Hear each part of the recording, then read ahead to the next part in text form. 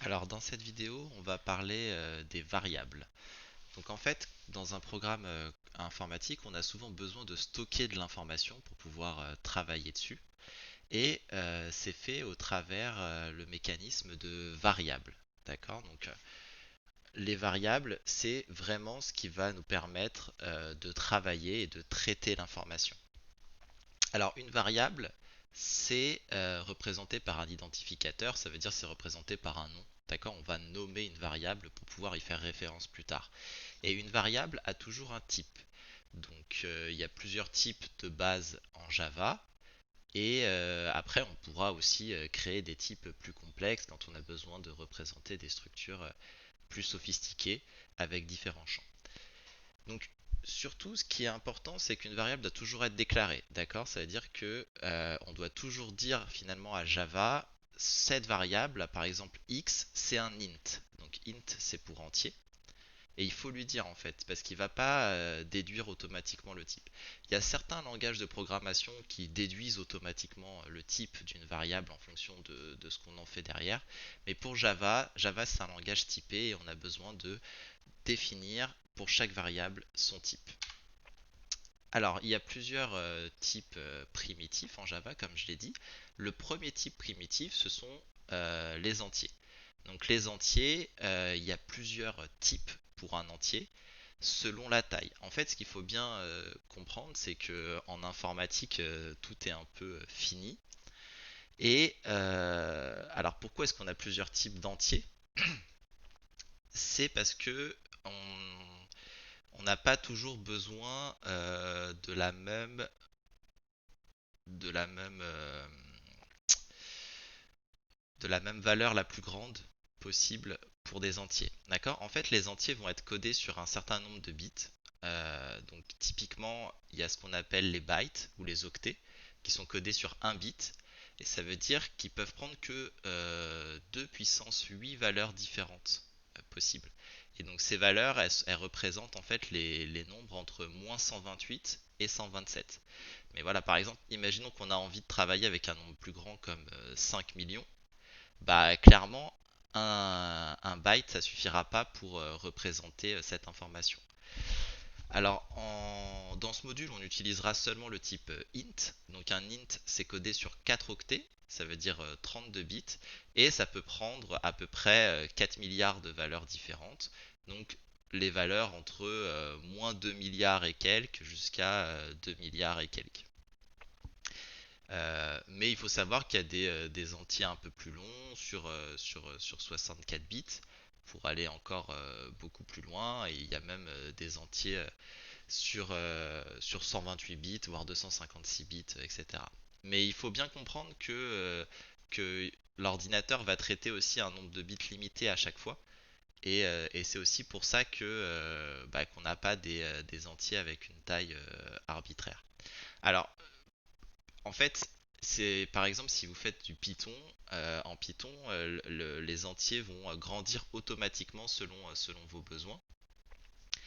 Mais en fait, ça demande un mécanisme supplémentaire et donc on peut perdre en performance en fait.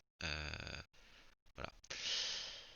Donc surtout, ce qu'il faut faire attention en fait, c'est surtout au dépassement de capacité. Ça veut dire que par exemple, pour un entier, pour un int, la plus grosse valeur, la plus grande valeur possible, c'est 2 milliards 147 millions 483 647.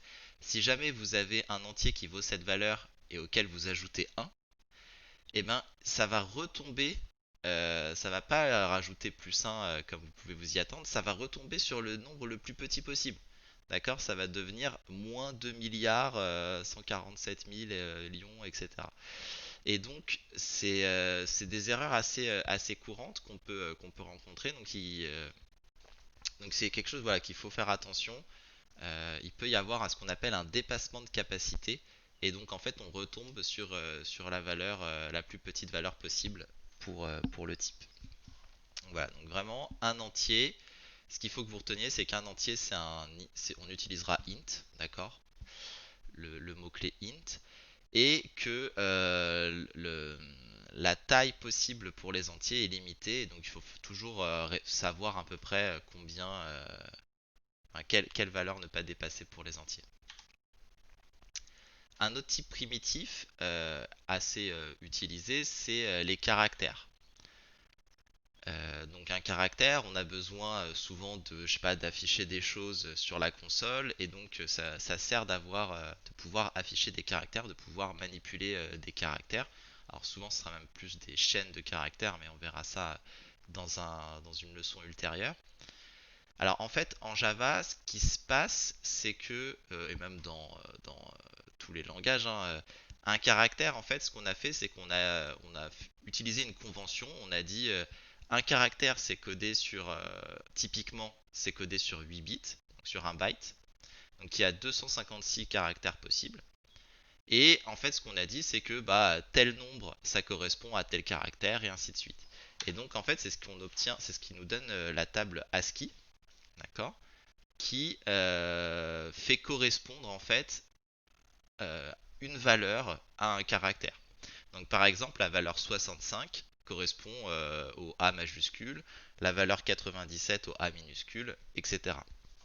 Alors, c'est complètement arbitraire, on a choisi les valeurs un petit peu au hasard, il n'y a pas de raison particulière. Par contre, il y a quand même des choses qui sont intéressantes. C'est que on voit que les lettres de l'alphabet sont bien dans le bon ordre. Ça simplifie beaucoup. On le verra un petit peu plus tard sur certains exercices ou certaines choses qu'on aurait envie de faire en informatique. Pareil, les chiffres, on voit que bah, le code de 0 c'est 48, le code de 1 c'est 49, le code de 2 c'est 50, etc. Ça permet en fait de faire de l'arithmétique entre guillemets sur les caractères, et c'est pour ça que c'est ordonné de cette façon-là. Un autre type primitif assez important, ce sont les réels. Alors il y a deux types en Java pour les réels, les floats et les doubles. Alors on n'utilisera que les doubles dans ce module. Donc il faut bien comprendre que bah, les nombres réels, il y en a une infinité et on ne peut pas tous les représenter sur un ordinateur. Donc en fait, on va représenter seulement un sous-ensemble de ces nombres réels. Même Et donc nécessairement, on va faire des arrondis pour les calculs. Et enfin, ce qu'il faut bien garder à l'esprit, c'est que quand on a beaucoup d'arrondis, au fur et à mesure, ça peut vraiment créer des erreurs informatiques. Donc il faudrait toujours, quand on a un programme qui manipule les réels, il faut toujours faire assez attention à ce genre de choses. Alors après, je vous cache pas que là, pour ce module infin, il n'y aura pas trop de problèmes, mais on verra quelques petits exemples de choses qui peuvent se passer en TP. Alors comment c'est représenté les réels? En fait, c'est un grand nombre, donc sur 32 ou 64 bits, qui est divisé en trois parties. Il y aura une partie, la première partie c'est le premier bit qui représente le signe, savoir si on parle d'un nombre négatif ou d'un nombre positif. Il y aura une deuxième partie qui va représenter un exposant et une troisième partie qui va être la partie fractionnaire. Donc plus précisément, si on regarde un float, donc c'est ce qu'on appelle la simple précision, qui est codée sur 32 bits. C'est-à-dire qu'il y a 1 bit pour le signe, 8 bits pour l'exposant et 23 bits pour la partie fractionnaire. Et en fait, ça veut dire que la valeur d'un nombre, c'est exactement -1 puissance s fois la mantis, donc le nombre sur 23 bits, fois 2 puissance l'exposant -127. Donc ça permet, donc le -1 puissance s, ça permet de faire 1 ou -1 selon la valeur du bit. M, donc ça veut dire que ça va être juste un entier en fait sur 23 bits. Et 2 puissance e moins 127, comme e est un nombre sur 8 bits, c'est-à-dire qu'il va prendre des valeurs entre 0 et 255 inclus. Et donc c'est-à-dire que les exposants possibles, ça va être 2 puissance moins 127 à 2 puissance 128. Et donc on voit que ça permet de faire. Donc si la puissance est positive, si c'est 2 puissances quelque chose de positif, ça va donner un entier. Ça peut donner des très grands entiers. Et si la puissance, l'exposant est négatif, donc par exemple 2 puissance -2, bah, ça va donner des nombres en fait à virgule. Voilà. Mais donc voilà, donc cette forme-là, c'est exactement les nombres qu'on peut représenter à l'aide des floats et des doubles. Et donc là, je répète, dans ce module, on utilisera essentiellement les doubles. Mais il y a un autre module que vous avez au premier semestre, je crois que c'est code, où vous allez vraiment travailler un petit peu sur cette représentation de type, donc typiquement sur les entiers et sur les réels, et voir comment est-ce qu'on fait l'addition sur des bits, etc. Donc on a vu déjà trois types primitifs, et maintenant le quatrième type primitif, les booléens. Alors les booléens c'est assez important. Un booléen c'est un bit en fait qui donc représente que deux valeurs possibles, true ou false, donc vrai ou faux. D'accord. Et ça permet en fait d'évaluer des expressions logiques. Donc par exemple, si j'ai besoin de stocker le résultat, donc si mettons je définis une certaine variable x entière et j'ai besoin de stocker le résultat de x supérieur à 8. Donc ça c'est un booléen, c'est soit x est supérieur à 8, dans ces cas-là c'est vrai, soit x n'est pas supérieur à 8, dans ces cas-là c'est faux. Et ben je vais utiliser une variable booléenne pour stocker ce résultat.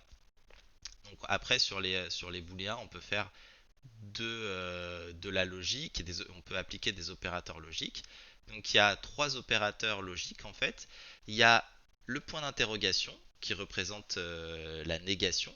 D'accord. Donc si par exemple je sais pas, A est une variable de type booléenne, alors euh, point d'interrogation A, c'est non A. Ça veut dire que si A valait true, et ben non A vaudra faux. Voilà. Après, vous avez les double et, qui veut juste dire le et. Donc et c'est vrai si et seulement si les deux composants sont vrais. Et la double barre qui représente le ou et donc qui est vrai du moment que l'un des deux est vrai. Alors, dans tous vos programmes, en fait, vous allez essentiellement affecter des valeurs à des variables et travailler dessus, effectuer des opérations plus ou moins complexes dessus pour obtenir un résultat. J'ai dit dans la vidéo précédente qu'un programme informatique, c'est essentiellement du calcul et c'est vraiment ça. Donc en fait, on a besoin de stocker des résultats intermédiaires de ces calculs et c'est là qu'on utilise les variables. Donc typiquement, une instruction en Java, ça va être enfin très souvent, u égale e, où u est une variable d'un certain type, par exemple un entier ou un double, et e une expression. Donc une expression, ça veut dire ça peut être une expression mathématique, enfin une expression arithmétique, une expression logique. L'important c'est que les deux aient le même type, d'accord. Ça veut dire que le résultat de e soit du même type que u, pour pouvoir être stocké en fait dans U. Bon, après, il peut y avoir des conversions implicites, mais enfin, c'est pas trop le sujet là. Donc typiquement, si j'écris les deux petites lignes de code là-dessous, donc x égale moins 155, et ensuite z égale x plus 3. En fait, ce que ça veut dire, qu'est-ce que ça veut dire ces lignes? Donc x égale moins 155, ça veut dire qu'on met moins 155 dans la variable x. D'accord. C'est-à-dire, dans la mémoire, il y a un petit endroit labellé par x maintenant, auquel on peut référer par x, et on va mettre moins 155 dessus. Ensuite, à la deuxième ligne, z égale x plus 3. Que va faire l'ordinateur? Donc il lit x, donc il va aller regarder dans la mémoire, il va prendre la valeur de x, il va dire ah ok c'est moins 155, il va lui ajouter 3, donc il va faire moins 155 plus 3, ça fait moins 152, et il va stocker ce résultat, donc moins 152, dans la variable z.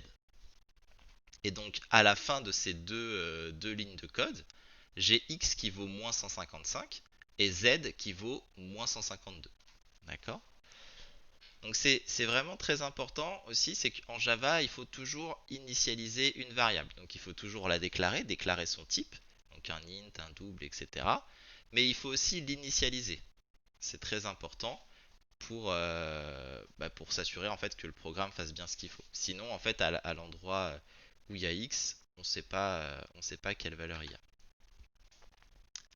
Alors, la majorité du temps, enfin moi ce que je recommande vraiment, c'est de faire la déclaration et l'initialisation en même temps.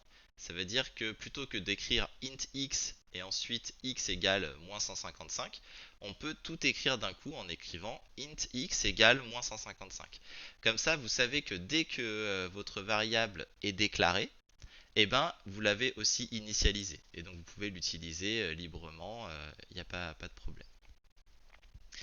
Alors, il faut vraiment faire attention. Donc, vraiment, j'insiste que le égal, c'est un symbole d'affectation.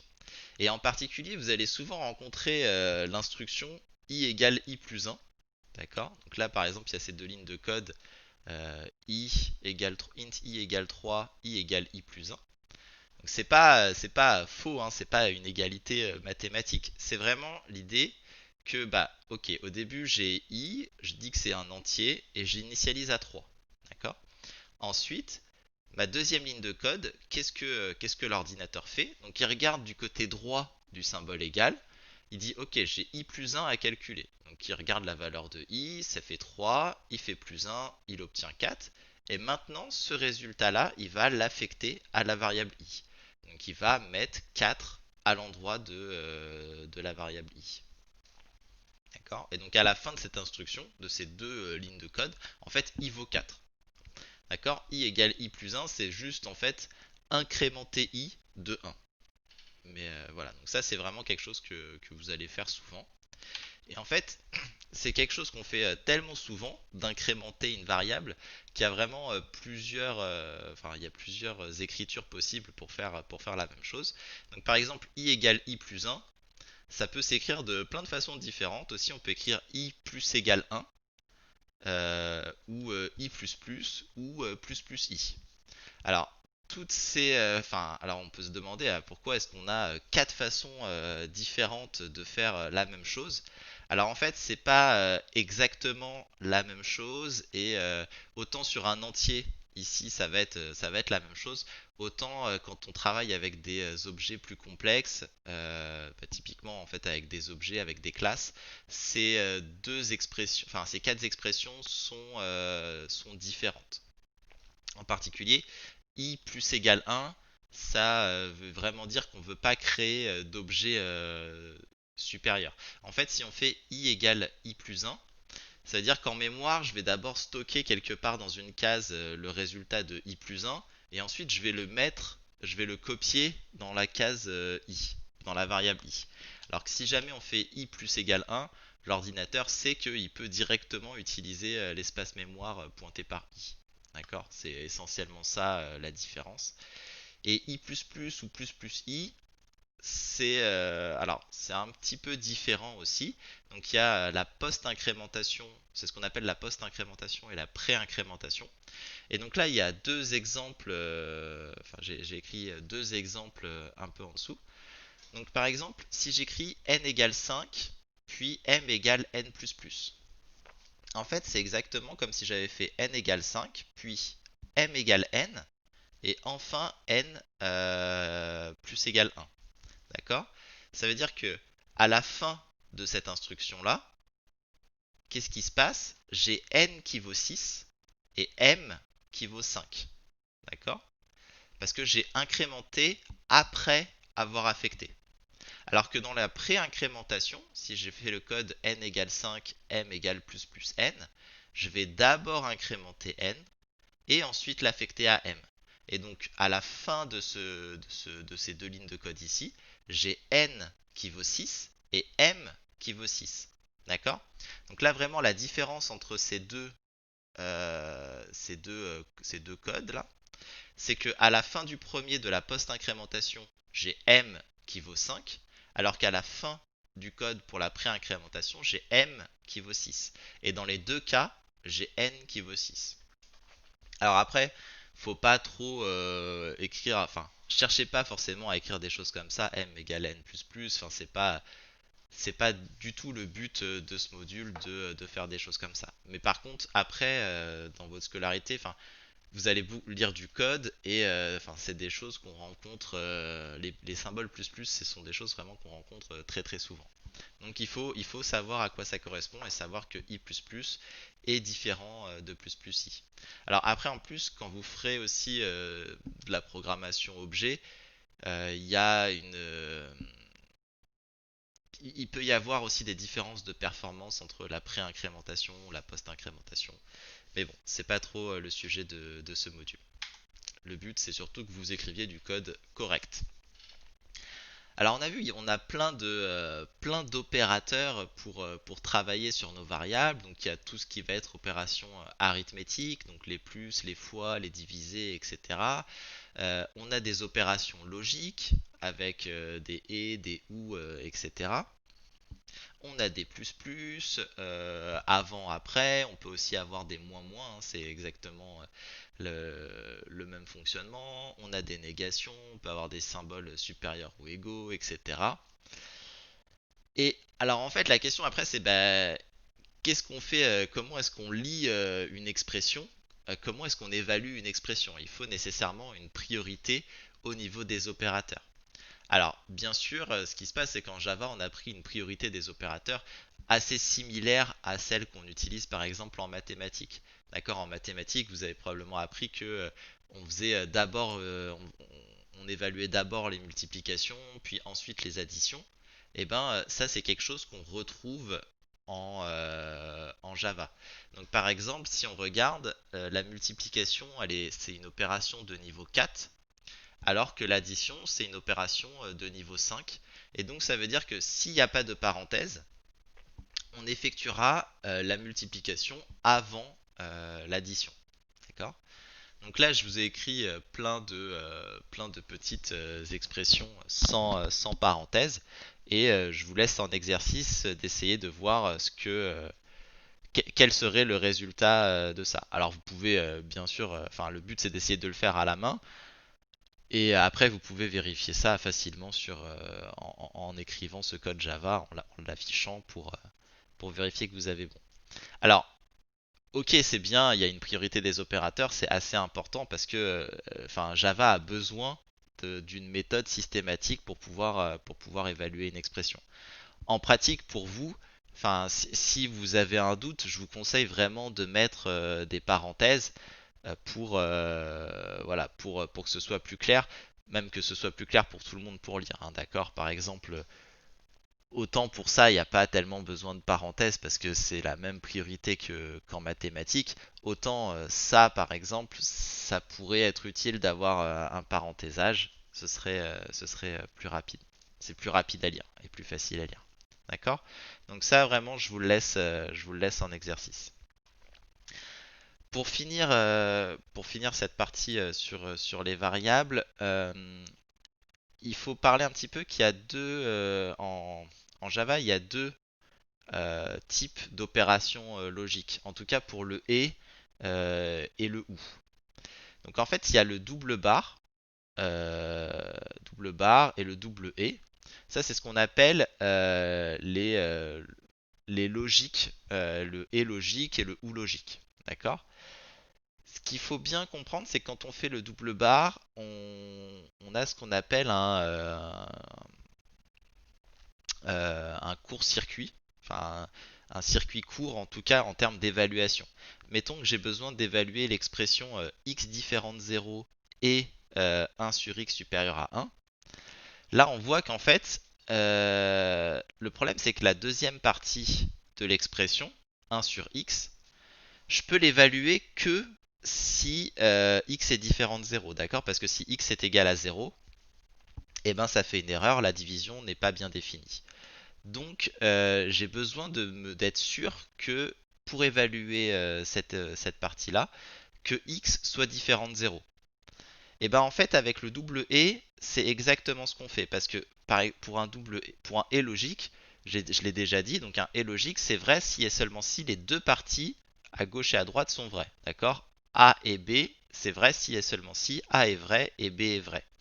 Et donc en fait, l'idée c'est que si jamais euh, la première partie est fausse, j'ai même pas besoin de savoir quelle est si la deuxième partie est vraie ou fausse. Puisque dans tous les cas, le résultat sera faux. Et donc le double et fait ça. Ça veut dire qu'il évalue la première partie. Si jamais elle est vraie, il va évaluer la deuxième partie. Mais si elle est fausse, il s'arrête et le résultat sera faux. Et donc, c'est bon, c'est valable d'écrire des choses comme ça, donc x différent de 0 et 1 sur x supérieur à 1. Pourquoi? Parce que si x est différent de 0, alors je vais pouvoir tester ça, et x est bien différent de 0, donc il n'y aura pas de problème. Mais si x est égal à 0, ça c'est faux, et donc j'aurai pas à tester cette partie-là. Il y a un deuxième type de et de ou qui est donc avec qui n'est pas doublé, donc juste un et juste une barre pour le ou. Donc c'est ce qu'on appelle des et des ou logiques. Donc en fait ça s'applique sur c'est plutôt quelque chose qu'on fait sur des entiers pour faire de l'addition modulaire ou des choses un petit peu comme ça. C'est des opérations sur vraiment sur les bits mais plus de nombres en réalité. Mais parfois ça a quand même du sens sur des équations, sur des expressions booléennes.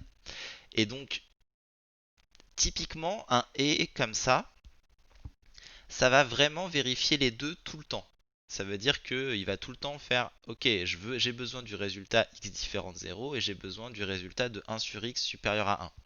Alors là, ça n'a pas trop de sens dans cet exemple-là, mais si par exemple les deux parties en fait avaient des effets de bord, par exemple avec un n++ ou des choses comme ça peut avoir du sens en fait de forcer à ce que les deux parties soient évaluées. Voilà. Mais bon, dans ce module-là, normalement, vous aurez toujours à utiliser le double et ou le double bar. Et je vous conseille vraiment de vous restreindre à ça. Il n'y a pas besoin d'aller chercher plus loin. Voilà, c'est tout pour cette vidéo.